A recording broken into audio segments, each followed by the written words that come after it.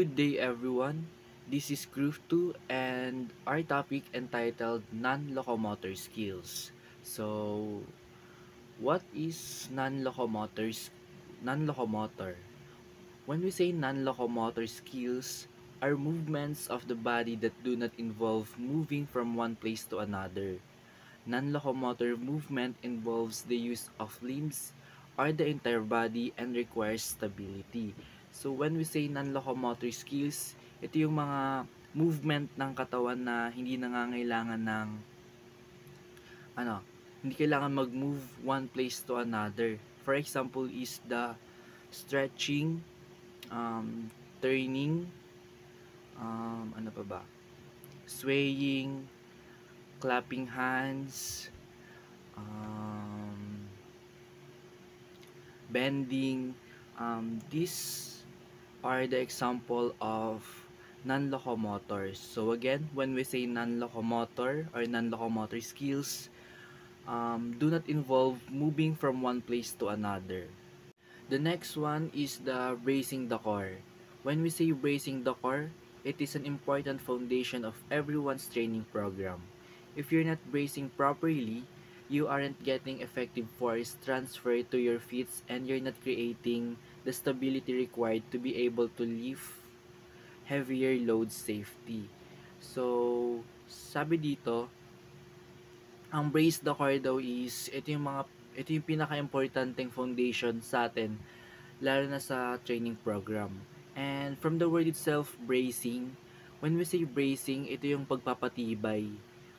So, dito, pinapatibay natin yung mga kalamnan natin sa tiyan nang sa ganun para magkaroon tayo ng ability na makapagbuhat ng mga mas mabibigat na bagay. So, for example is kapag nag-gym tayo, syempre kapag nag-gym tayo, hindi natin maano yung pagbubuhat ng mga mabibigat.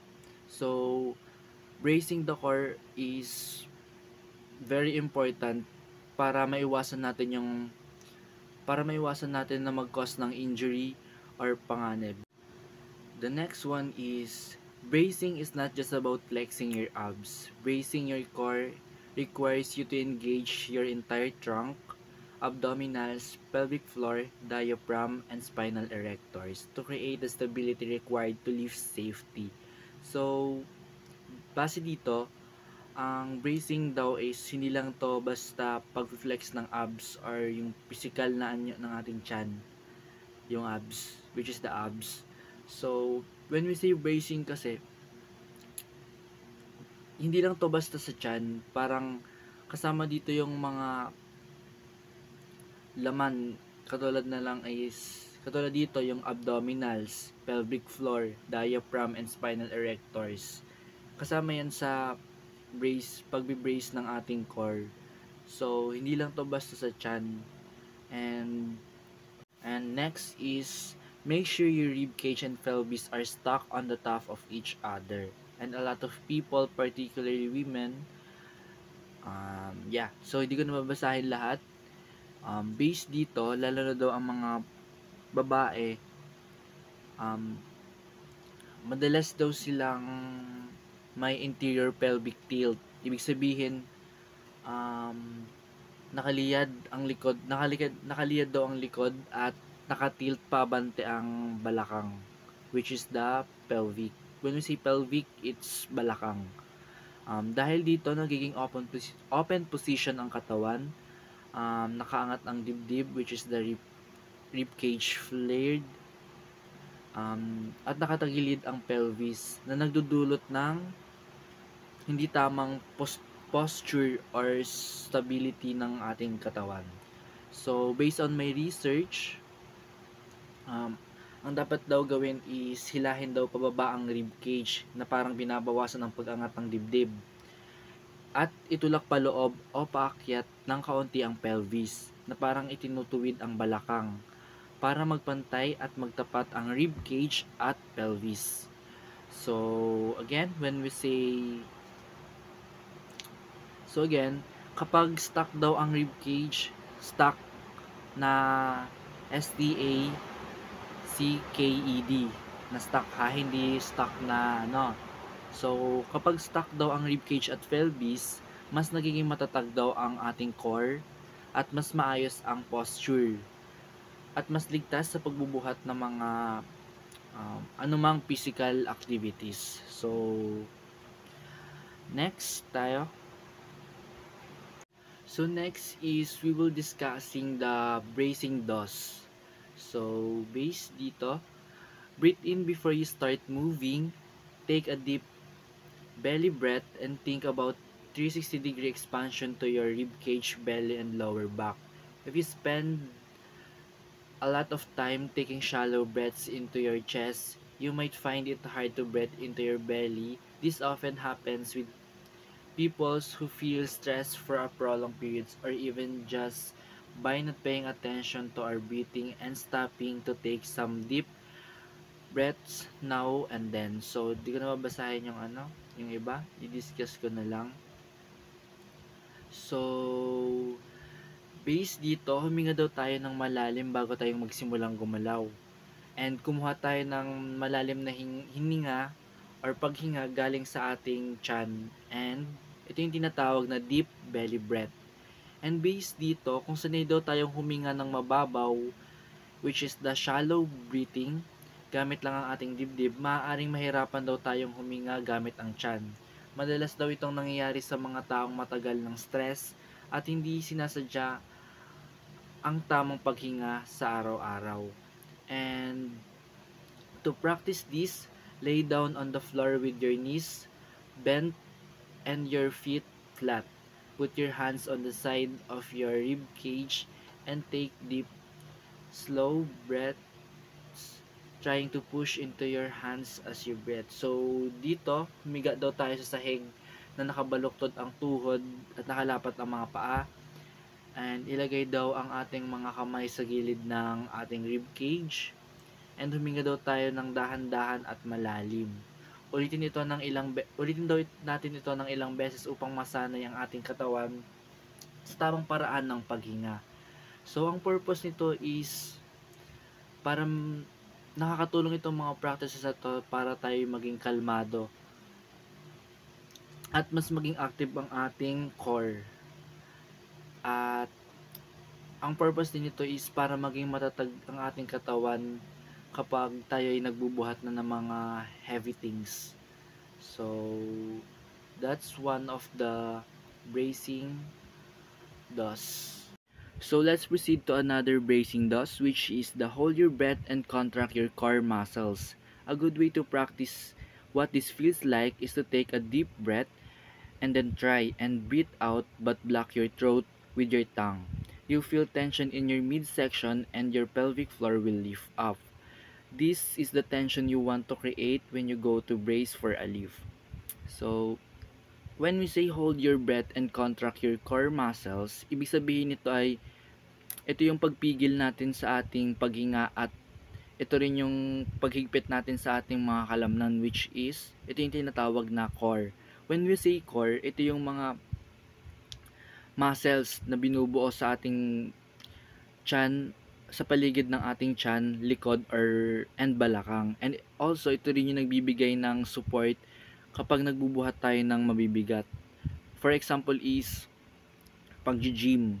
So kapag nag-gym tayo, nagbubuhat tayo ng barbell or dumbbell. So bago natin iangat yung barbell, huminga daw muna tayo ng malalim or pigilan muna natin at higpitan daw natin yung ating tiyan. Na parang hinahanda natin yung katawan natin para hindi daw mag-cause ng injuries like bali or masaktan ng ating likod.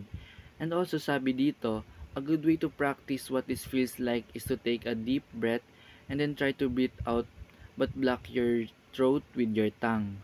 So, yung mga practices na yon or yung mga paraan na yon is tinatawag nating bracing. So, when we say bracing, ginagawa ito para ma-protect ang ating spine kapag nagbubuhat tayo ng mabibigat. So, that's the another bracing does. So, let's proceed to another one. So, let's proceed to the last bracing does, which is hold your breath for the duration of the lift. You want to have consistent tension in your core for the duration of the lift, and if you breathe out during the lift, you will lose your intra-abdominal pressure. So hold your breath until you finish the lift. So when we say hold your breath for the duration of the lift, ibig sabihin nito ay ito yung pagpipigil natin sa paghinga natin habang binubuhat natin yung isang mabigat na bagay. And meron ako ditong proper way para sa pagbubuhat natin ng mabibigat na bagay. So first, huminga daw muna tayo ng malalim bago nating buhatin yung isang bagay. And second, pigilan daw muna natin yung paghinga natin at higpitan daw natin ang tiyan habang binubuhat yung isang bagay na yon. And last, pagkatapos daw nating mabuhat yung isang bagay na yon, tsaka lang daw tayo hihinga palabas. So for example is kapag nagsa-squat tayo, sa pagbaba natin, pigilan daw muna natin yung paghinga natin o yung hininga natin. And sa pag-angat natin, panatilihin daw muna natin yung paghinga natin, yung pagpigil natin sa hininga natin hanggang sa makatayo ng tuwid. Tsaka lang daw tayo hihinga palabas. So, kapag hindi daw natin ginawa yung proper way na yon, maaaring mawala yung pressure na yon and magiging mahina yung support natin sa katawan natin and malaki yung chance na mag-cause daw ito ng injury or masaktan daw yung likod natin. So that's the last bracing does.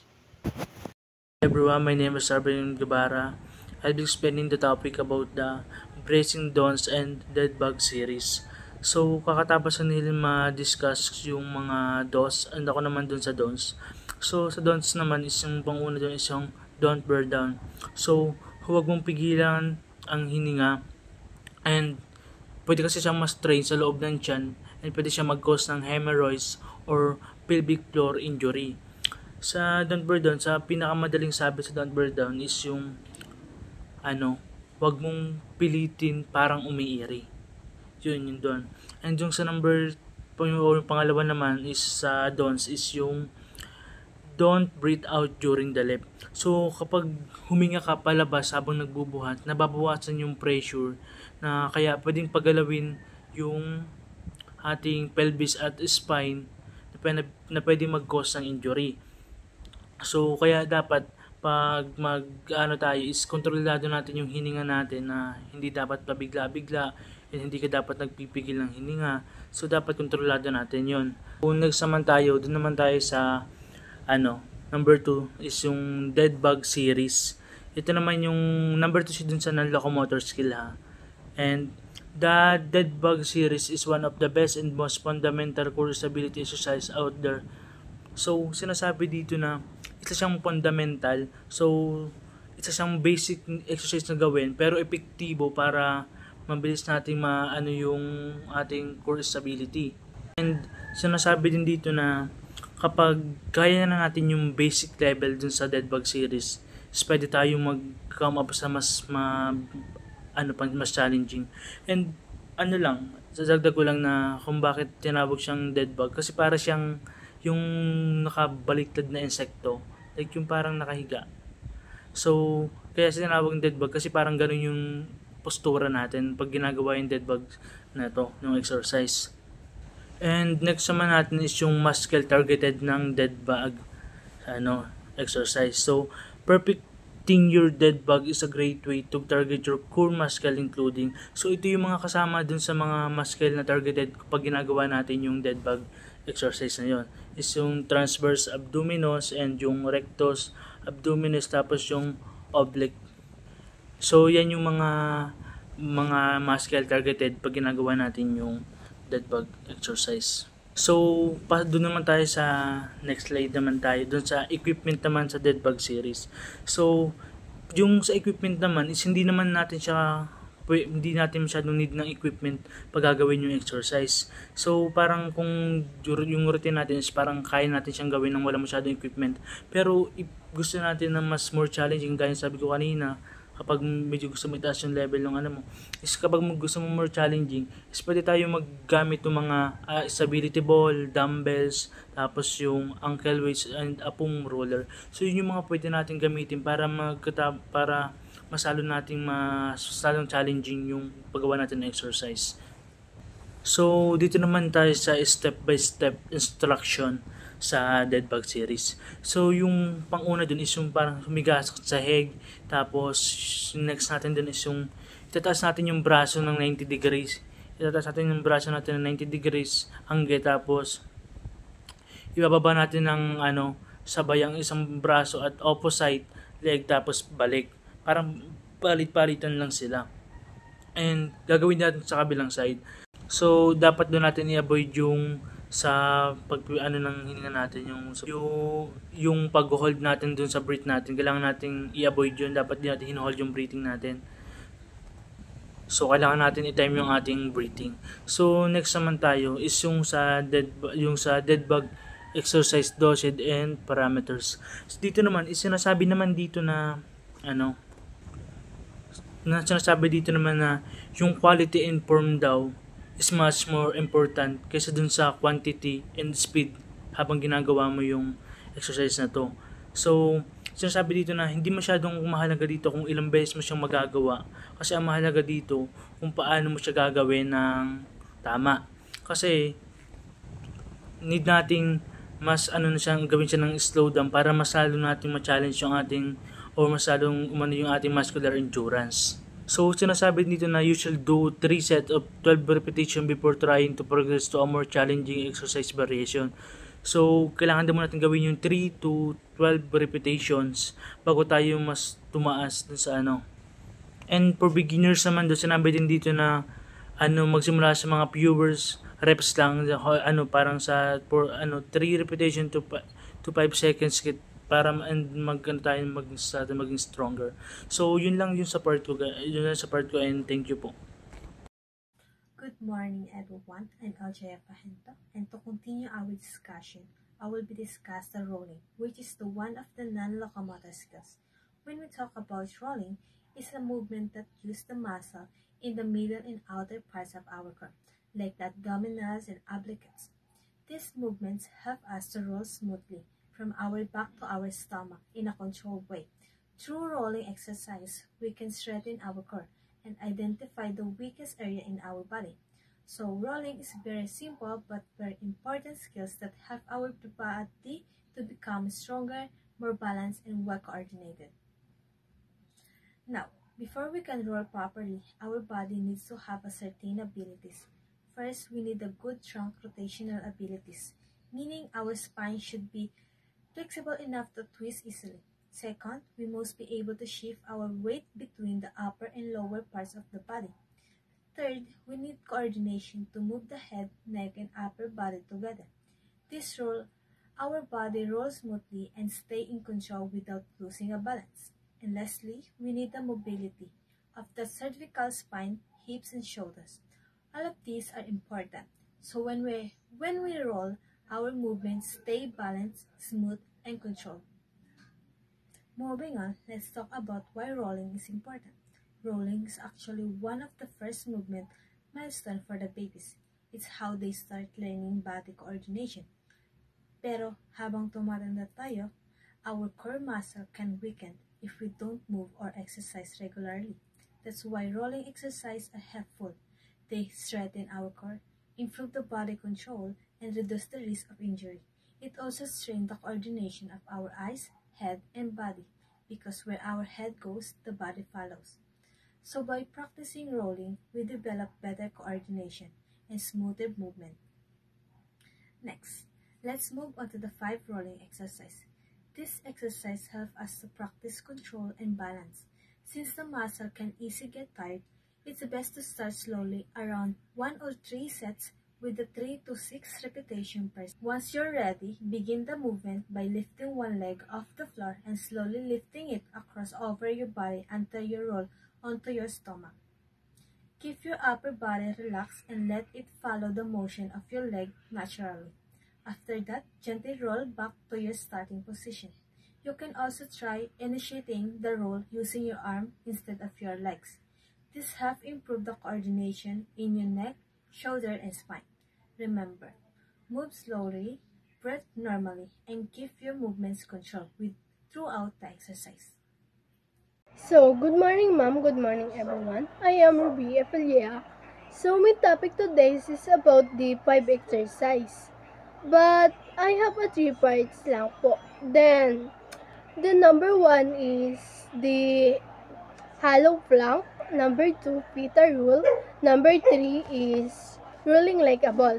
So, ang ibig sabihin po ng hollow plank is nakahiga ka ng patalikod and nakunat ang mga kamay sa taas ng ulo din at naka-extend ang mga binti.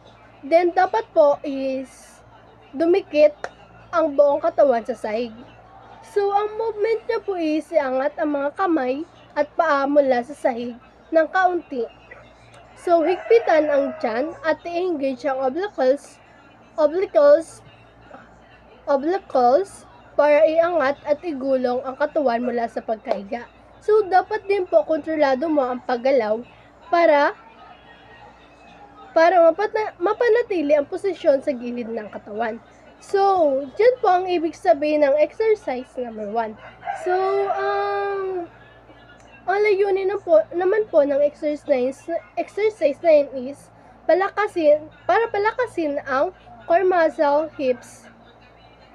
at hips.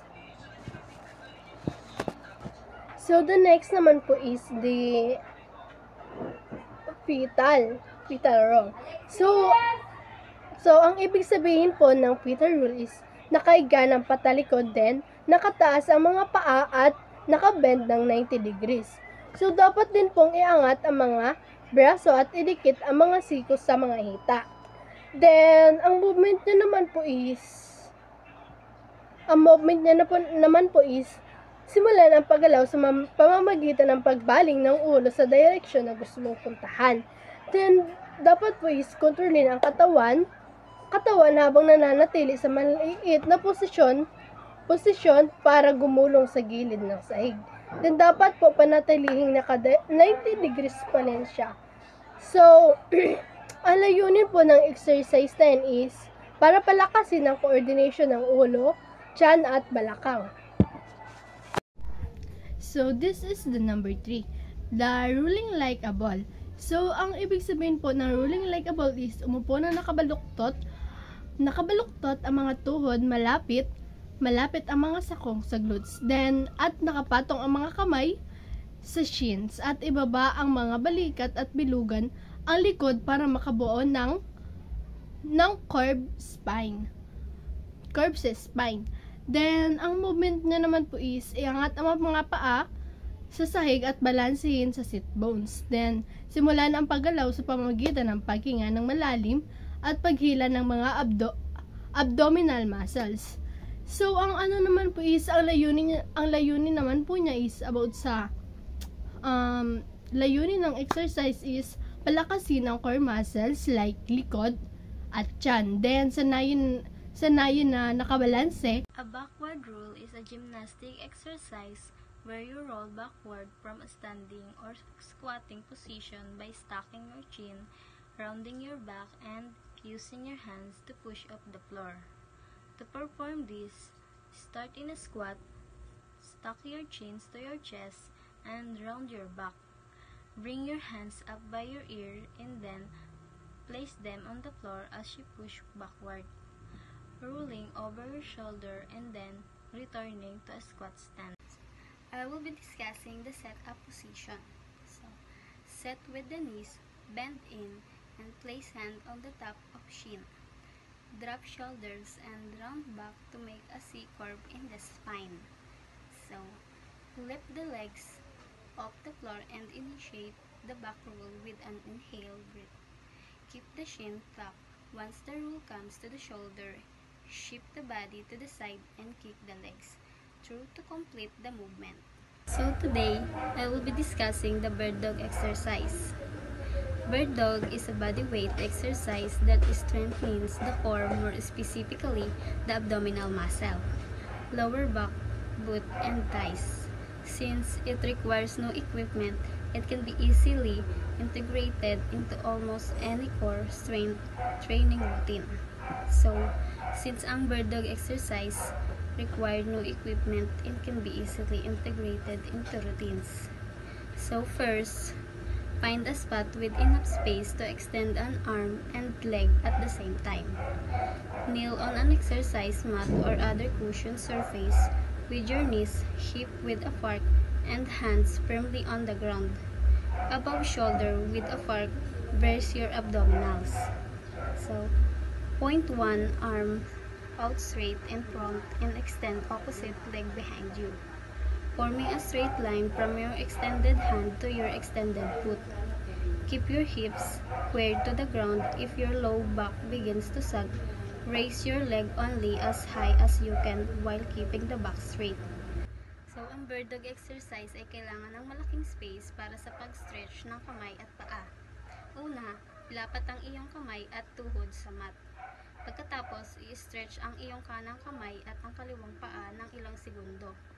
Kung sumakit ang iyong likod, itaas lamang ang iyong binti hanggang sa kaya mo nang hindi sumasakit ang iyong likod. Kailangan straight ang iyong likod. So next, hold for a few seconds, then return to your hands and knees. Keep your abs engaged throughout the entire exercise and work to minimize any extra motion in your hips during the weight shift. So, next is switch to the other sides. Aim to complete 5 reps on each side or 10 reps total. Add additional set of 10 exercises for a maximum of 3 sets of 10. As a variation, you can do a set of 10 bird dogs on one side then switch to the other side. So, pagkatapos ng ilang segundo, ilapat uli ang iyong kamay at tuhod sa mat. Ulitin naman sa kabilang kamay at paa. Ulit-ulitin lang gawin ng 5 beses for each sides and 10 reps. So, the next one is the benefits of the bird dog exercise. So, the main target of the bird dog is the erectus spine muscle. This long back muscle extended the length of the spine from the skull, neck, and ribs to the vertebrae and sacrum of the hip. It is responsible for extending, flexing, and rotating the spine. So, ang bird dog exercise ay maraming benefits. Isa na dito ang mapapa-improve nito ang iyong core strength and stability, better balance and coordination, and enhance posture and spinal alignment. And makakatulong din ito para ma-improve ang iyong balance by requiring you to maintain stability while moving your opposite arm and legs. This will also helps you to prevent injury by improving the ability of the trunk muscle to stabilize the spine during movement. So the next one is the abdominal muscles are particularly challenged by bird dog exercise. The rectus abdominis and the obliques. This move also involves the gluteus maximus muscles of the buttocks and the trapezius muscles of the upper back and deltoids of the shoulder. So, the rectus abdominis and obliques work to stabilize the core and keep the torso from rotating as you move an arm and leg. And the gluteus maximum is engaged when you extend your leg to improve hip stability. And the trapezius muscle in the upper back and deltoids of the shoulder are activated when you lift your arm, contributing to stability and balance. The next one is the 5 other muscles get involved in stabilizing the motion. The first one is the hamstring on the back of the thigh. Ito ay nakakatulong sa pag-unat ng ating mga balakang na tumutulong upang iangat at iunat ang ating binti patras. So, the second one is the other gluteal muscle and medius and minimus. Mahalaga rin ito para sa pagpapatatag ng ating pelvis during bird dog exercise. And the third one naman is the piriformis and obturator externus of the hip. Nakakatulong naman ito upang makontrol natin ang ating balakang sa pag-unat ng ating mga binti. And the fourth one is the pectoralis and serratus muscle of the chest. This chest muscle along with the shoulder muscle ay nakakatulong sa pag-unat ng ating braso para sa bird dog exercise. And pinapapatatag din nito ang ating mga braso para hindi mawala sa balance. And the last one is the tricep of the upper arm. So, ang pag-aaralan natin ay mga exercises. The first up or the push-up exercise is a very popular exercise used in upper extremity training. It is a closed kinetic chain exercise that requires no tools and uses the body weight for resistance. It has many Ang first up po ay sikat na exercise para po sa pagsanay ng upper extremity. Ito po ay isang closed kinetic chain exercise na hindi po na natin kailangan ng anumang kagamitan. So, meron po dito yung tatlong nabanggit. Gaya po ng pectoralis major o dibdib po, nakakatulong ito sa paggalaw ng ating braso, pasulong. At pangalawa, tricep brachii. Nakakatulong po ito sa pagtuwid ng ating braso. At pangatlo po naman ay scapula stabilizers. Nakakatulong naman po ito sa pagkontrol o paggalaw po natin ng ating katawan. At dun po sa tatlong yung binanggit po na pectoralis major, tricep brachii, scapula stabilizer. Bukod dito po, nakakatulong din po ito sa paglakas ng ating core muscle and regular sa paggawa ng push-up ay maaaring magdulot po ito ng ating malakas na itaas ang bahagi ng ating katawan at mas mabuting. Ang sunod naman natin po ay execution of conventional push-up. From a prone position, the hands are placed under the shoulders with the elbow extended, keeping the back and legs straight with the toes touching the ground. The body is lowered until the upper arms in a parallel to the ground. Then reverse the movement and brace the body until arm is.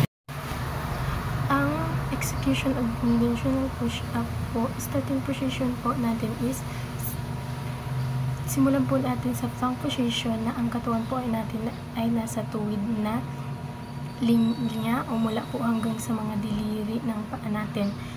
At ang mga kamay po natin dapat ay nasa ilalim ng balikat po natin. At ang daliri po ay nakaharap sa harapan o bahagyang nakaharap po sa loob. At panatilihin din po natin ang ating katawan sa tuwid na linya mula ulo hanggang sa mga paa. At huwag po nating hayaang bumagsak sa hips natin o mag-angat ng puwet. At dahan-dahan din po nating ibaba ang ating katawan sa pamamagitan po ng pagbaluktot ng ating mga siko at panitilihin po natin ang siko na malapit sa katawan habang bumababa po tayo. Ang dibdib po dapat ay bumaba patungo sa sahig. Ang sunod naman natin ay muscle activation. So, ang muscle activation po ay na-activate po yung ating mga kalamnan. Kasama po dito yung pectoralis major, tricep brachii, anterior deltoid, and scapula stabilizer muscles. Natutulungan din po tayo na ma-activate po ang ating mga kalamnan kasangkot po sa paggalaw at natutulungan din po ito sa pag-ehersisyo po ng ating mga katawan. Ang sunod na naman natin ay significance. Push-up exercise is a closed chain kinetic exercise which improves the joint proprioception, joint stability, and muscle co-activation around the shoulder joint. Ang sabi po dun ay ang push-up ay isang closed chain kinetic exercise na nagpapabuti ng joint proprioception, joint stability, and muscle co-activation sa paligid ng shoulder joint po natin. So, binanggit po dun ang proprioception. Ang ibig sabihin po ay kakayahan po ng paggalaw ng ating katawan o posisyon at paggalaw po ng bahagi po ng ating katawan na hindi po na kailangan nating tumingin. Ito rin po ay isang uri po ng sensory input na nagmumula din po sa mga receptor sa mga kalamnan or litid po natin. So, sa madaling salita po, ang proprioception ay isang body awareness. Yung po ay body awareness o pagkakaintindi ng katawan sa ating mga sarili o posisyon at paggalaw po natin. Ito din po ay mahalaga po para sa ating katawan o pagkontrol sa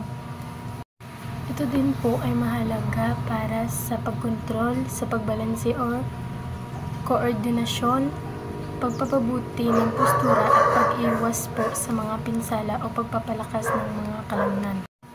Push-ups activate a large number of muscles, together increasing the demand of heart and muscle and the respiratory rate. Also, push-up increase the metabolic rate so they can help with weight. At na-activate din po ng maraming muscle, pinapataas din po ang demand ng ating heart muscle at respiratory rate.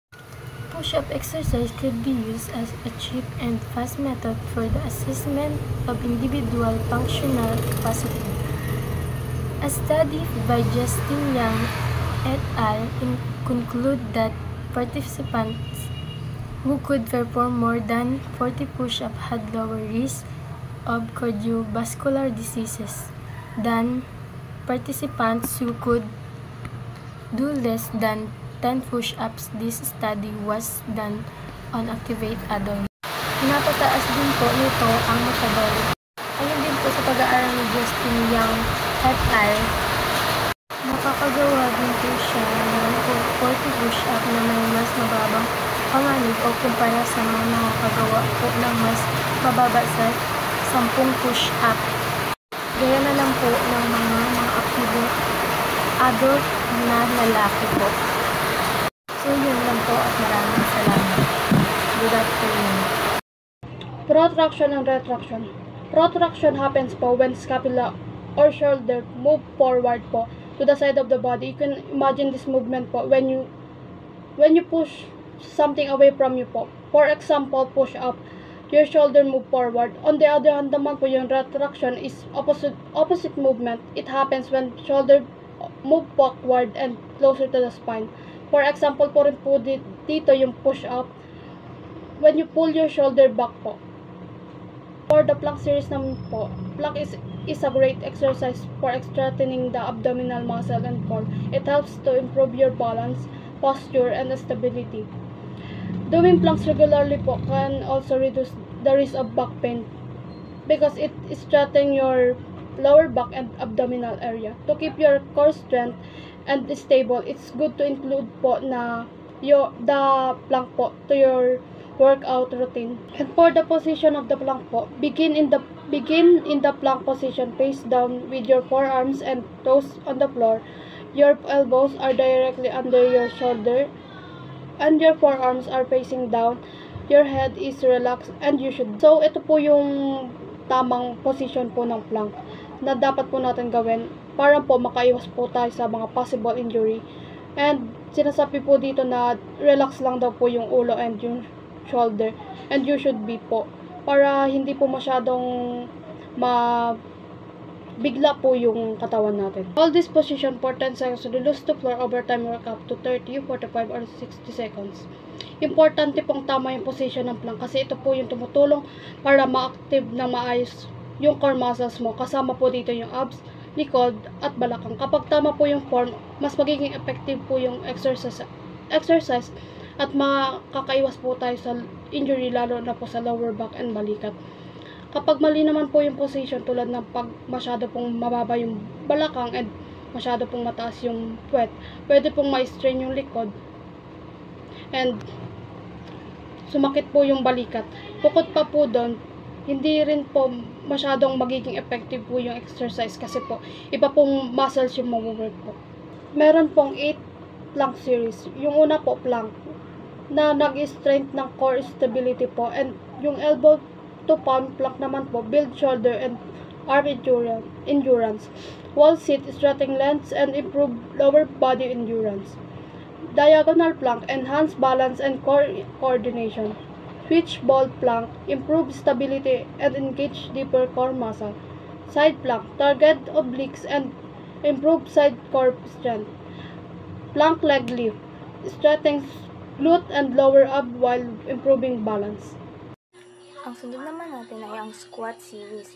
A squat is a dynamic strength training exercise that requires several muscles in your upper and lower body to work together simultaneously. So many of these muscles is ginagamit natin sa pang-araw-araw nating mga gawain like paglalakad, pag-akyat sa hagdan, pagbibending, at pagbubuhat ng mabibigat na bagay. So adding squat to your workout can help boost your exercise performance. So, nakakatulong din ito para ma-reduce yung mga risk of injuries and keep you moving more easily throughout the day. So, these are the different type of squat series. Number 1 is basic squat. So, yung basic squat is yung ginagawa natin minsan like yung magbe-bend and then yung arms is naka-straight. And pangalawa is yung goblet squat. So yung sa goblet squat is yung may gamit kang kettlebell. Sunod is barbell squat. So from the word itself, may gamit ka ditong barbell habang nagsusquat. Sunod is pang-apat is single leg chair squat. So, dito is nakaupo ka and then yung isang mong legs is naka straight and then yung isa is naka-bend. Tapos yung mo naman, yung arms mo is naka-straight lang siya. Then yung sunod is squat jack. So, yung squat jack is yung parang kang nagja-jumping jack yung niya. Pero kapag ka pababa na, like parang pa-squat na yung mo. Like, squat, then stand up, and squat, tapos so, dito, start standing. So, sunod is jump and squat, tapos jump and return. Tapos, i-repeat lang yun. Sunod naman is ang sumo squat. Yung sumo squat is wider than basic squat. Your toes are pointed outward at a 45-degree angle. So, yung sunod naman is yung butt to heel squat. Yung butt to heel squat is yung uupo hanggang butt ay dumikit na sa heels or yung sa sakong. Then, sunod naman is yung surfer squat. Yung surfer squat is yung para kang nagsusurf lang dyan. Sunod is what muscle do squat work? If there's one exercise that has ability to challenge most of the muscles in your body, it's the squat. The obvious muscle targeted are in the lower body, but in order to do this compound exercise correctly, you also need to use several muscles above your waist. So, gaya nga kanina, yung muscle natin is ginagamit natin yung lower body natin and yung upper body natin. So, yung upper and lower body natin is work together simultaneously. The lower muscles targeted in squat includes your gluteus maximus, minimus, and medius, or yung buttocks. Sunod is quadricep, front of the thigh, hamstring, back of the thigh, adductor or groins or yung sa hita natin. Sunod is hip flexors. Ito yung a group of muscle at in front of the hips that allow you to bend your legs and lift your knee toward your chest. And yung calves. So, how to do a basic squat? To do a basic squat, start with your feet slightly wider than hip width apart. So, dapat wider yung feet natin than ating hip width. Sunod is keep your chest up, engage your abdominals, and shift your weight onto your heels as you push your hips back into a setting position. So, parang yung bigat ninyo, yung timbang ninyo is ililipat nyo sa heels nyo or sa sakong nyo. And then, as you push your hips back, pabalik dun sa sitting position ninyo. Ang sunod is lower your hips until your thighs are parallel or almost parallel to the floor. And sunod is you should feel the squat in your thigh and glutes. Pause with your knees over but not behind your toes. And exhale and push back up to the starting position. Sunod naman, ito naman yung do's and don'ts in doing squat. Sa do's, start with legs straight and then keep arm pointed forward. Sa don'ts naman, don't start with bend legs and don't curve back. Yun lang. Thank you.